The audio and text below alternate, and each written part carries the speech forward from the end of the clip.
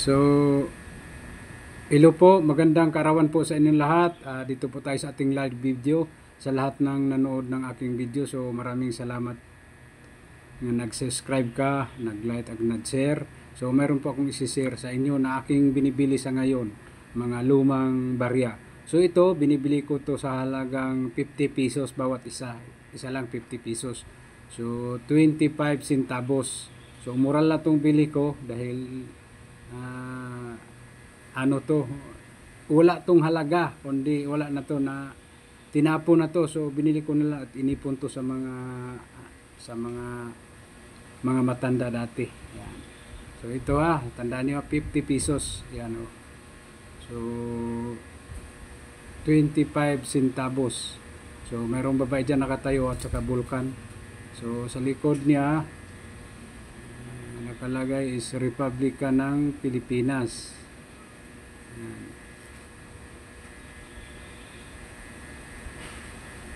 Central Bank of the Philippines, Republika ng Philippines.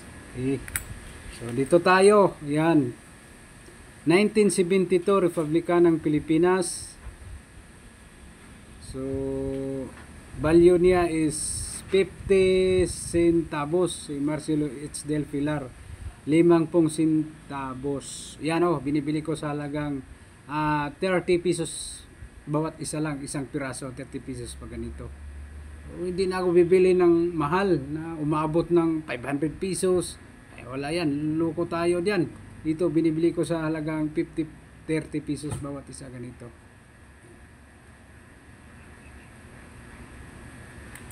So ito nabili ko to sa halagang 1966 ang year.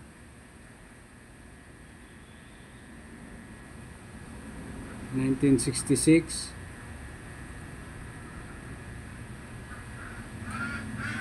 $25 centavos. Sa likod niya is Central Bank of the Philippines. So nabili ko to sa halagang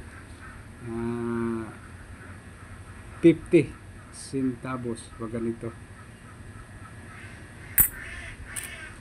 So ito, hanap tayo dito na ito pa yung 25 centavos, Republika ng Pilipinas, Juan Luna.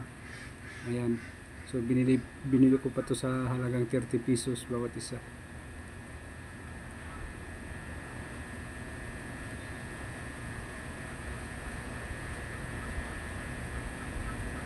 So yan lang, hindi ko na iisahin. So maraming salamat sa inyo, sa lahat na nanood ng aking video.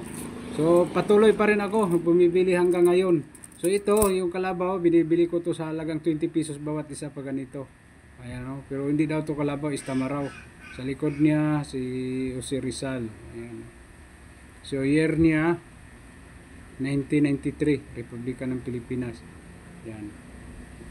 So nakabili tayo ng mga 5 piraso ganito. Ayan. Nakabili tayo. So 20 pesos bawat isa. So yan lang po, share ko sa inyo, at magandang kaarawan po sa inyong lahat. So marami na tayong nabibili na ganitong mga lumang barya. So maraming salamat sa inyo sa nagtitiwala at nagbinta sa akin ng mga barya na ganito. God bless po sa inyong lahat at magandang kaarawan po.